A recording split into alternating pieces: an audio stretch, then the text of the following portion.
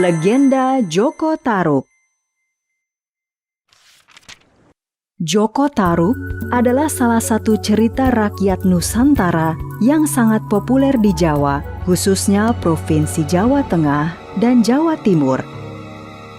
Legenda tentang Joko Tarub ini konon ceritanya terjadi di sebuah desa yang bernama Widodaren, Kecamatan Geri, Kabupaten Ngawi, Provinsi Jawa Timur. Di desa Widodaren tersebut terdapat sebuah makam yang diyakini sebagai makam Joko Tarub. Sedangkan nama Widodaren berasal dari istilah Jawa widodari yang dalam bahasa Indonesia berarti bidadari. Bagaimana kisah Joko Tarub yang sangat melegenda itu? Mari kita simak ceritanya berikut ini. Pada zaman dahulu, hiduplah seorang janda yang hidup sebatang kara karena tidak memiliki anak dan suaminya sudah lama meninggal. Janda tersebut dikenal dengan nama Mbok Rondo Tarub. Karena hidup sebatang kara, suatu hari Mbok Rondo Tarub mengangkat seorang anak laki-laki yang masih bayi. Mbok Rondo Tarub memberi nama bayi laki-laki tersebut Joko Tarub. Mbok Rondo Tarub membesarkan anak angkatnya dengan penuh kasih sayang seperti anaknya sendiri. Joko Tarub tumbuh menjadi anak yang berbakti kepada Mbok Rondo Tarub. Setiap hari, Joko Tarub selalu membantu pekerjaan ibu angkatnya itu di ladang maupun di sawah. Selain giat membantu Mbok Rondo, Joko Tarub juga gemar berburu di hutan. Suatu hari, Mbok Rondo memanggil Joko Tarub dan mengajaknya berbicara. "Joko, sekarang kamu sudah dewasa. Sudah saatnya kamu menikah. Mbok sudah tua. Jika Mbok meninggal, siapa yang akan mengurusmu? Lagi pula, Mbok sekarang sudah ingin menimang cucu." Tapi aku belum ingin menikah sekarang, Mbok. Kalau saatnya tiba, pasti aku akan menikah. Baiklah, jika itu keinginanmu. Mbok hanya bisa mendoakan yang terbaik untukmu. Beberapa bulan kemudian, Mbok Rondo Tarub meninggal dunia. Joko Tarub sangat sedih karena belum bisa memenuhi permintaan Mbok Rondo Tarub. Semenjak ditinggal Mbok Rondo, Joko Tarub menjadi kehilangan semangat hidupnya. Setiap hari kerjanya hanya melamun dan bermalas-malasan di rumah. Bahkan, ladang peninggalan Mbok Rondo pun sekarang ditumbuhi rumput dan semak belukar karena tidak terawat lagi. Suatu malam, ketika sedang tidur, Joko Tarub bermimpi memakan daging rusa yang lezat. Suara ayam jantan yang berkokok membuyarkan mimpi Joko Tarub.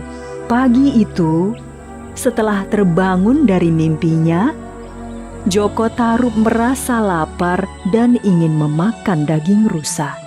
Segera ia menyiapkan busur dan anak panahnya untuk berburu rusa.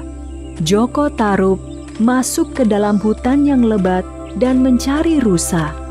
Namun, Joko Tarub tidak kunjung menemukan rusa buruannya. Dia masuk semakin jauh ke dalam hutan.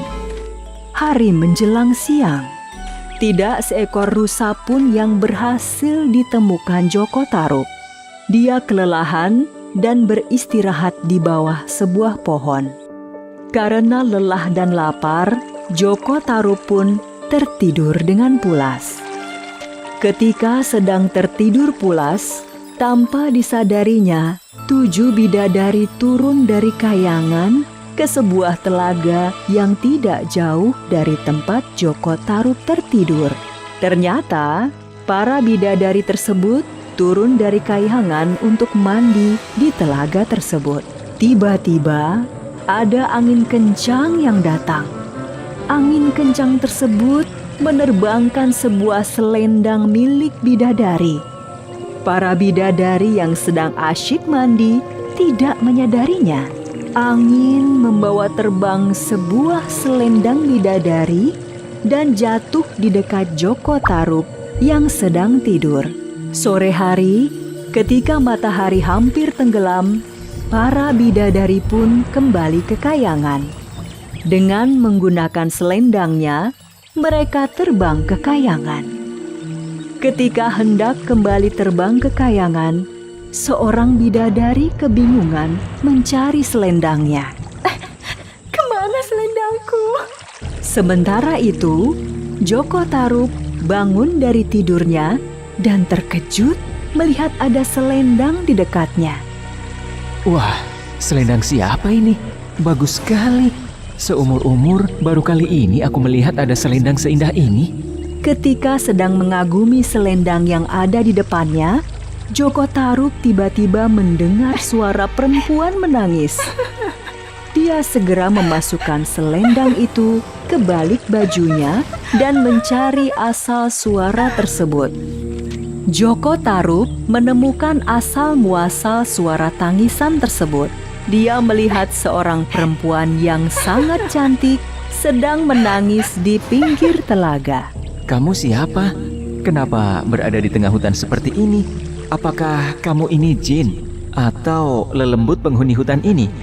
Namaku Nawang Wulan. Aku bukan jin atau lelembut.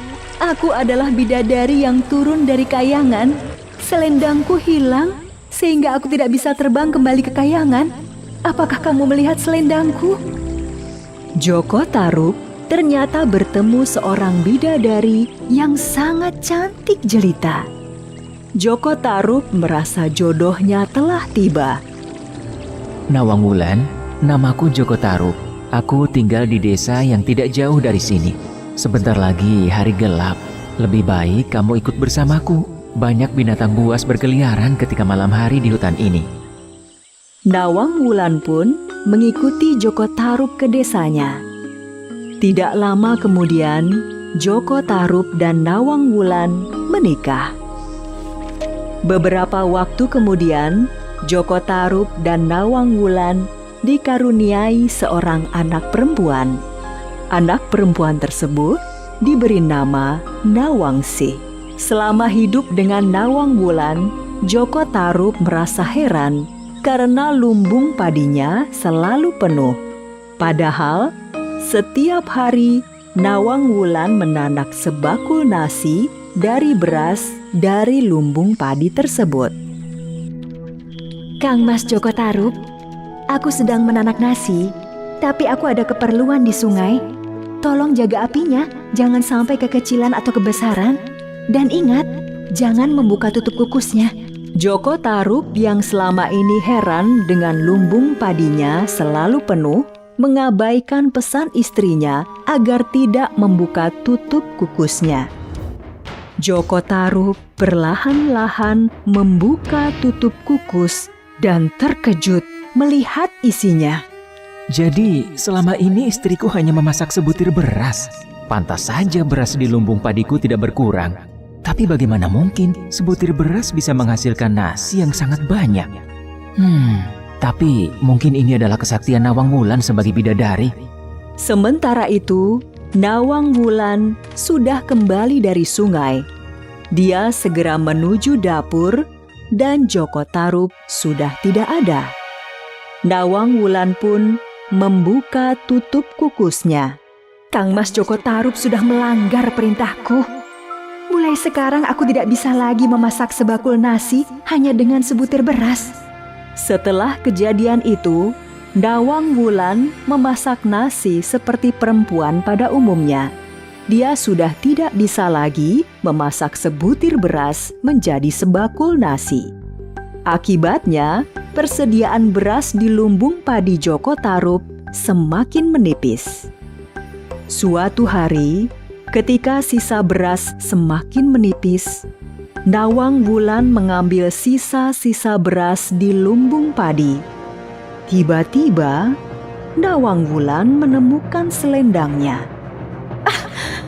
Nawang Wulan yang akhirnya mengetahui bahwa selendangnya disembunyikan Joko Tarub menjadi sangat marah. Dia segera menemui Joko Tarub. "Kang Mas Joko Tarub, jadi selama ini kamu yang menyembunyikan selendangku? Cukup sampai di sini hubungan kita. Aku tidak bisa hidup bersama laki-laki yang telah menipuku." Adinda Nawang Wulan, maafkan aku. Aku mengaku bersalah. Tapi tolong jangan tinggalkan aku. Kasihanilah Nawangsi. Dia masih bayi. "Tidak ada maaf lagi untukmu. Buatkan danau di belakang rumah dan letakkan Nawangsih di situ setiap malam. Aku akan datang untuk menyusuinya. Dan jangan sekali-kali mengintip." Nawang Wulan dengan selendangnya segera terbang kembali ke kayangan. Seperti janjinya, setiap malam Nawang Wulan turun untuk menyusui Nawangsih. Halo teman-teman, subscribe di tombol merah di bawah ini ya. Like dan share juga di media sosial teman-teman. Dan satu lagi, isi komentar, usulan, atau saran juga ya. Terima kasih.